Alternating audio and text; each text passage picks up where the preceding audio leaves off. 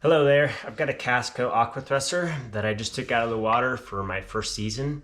The company recommends that you pressure wash it, clean it up, and also check the anode to make sure it's not damaged and or needs to be replaced. I was looking for documentation on how to actually check the anode. For this specific model, I couldn't find anything. There's some videos online of an older model where it's easily exposed, but I couldn't find anything, so after figuring it out, I figured to make a video for anybody who's interested. The first thing I was trying to figure out was how to get this nut off of the prop. A lot of times there's a shaft stop or something to take the nut off. I couldn't find anything, and so I figured, well, I'll try with something that won't damage anything, and that's just with using my hands and a socket.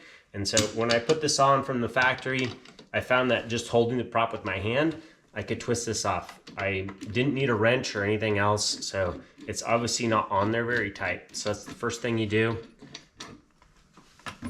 That off, all you gotta do is take these three nuts off of these bolts. They're held in from the casing itself.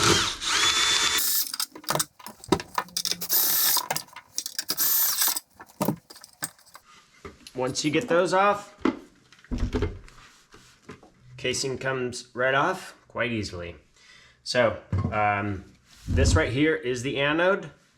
Looking at mine, I can't see that there's any damage to it, so it's perfectly fine for another season.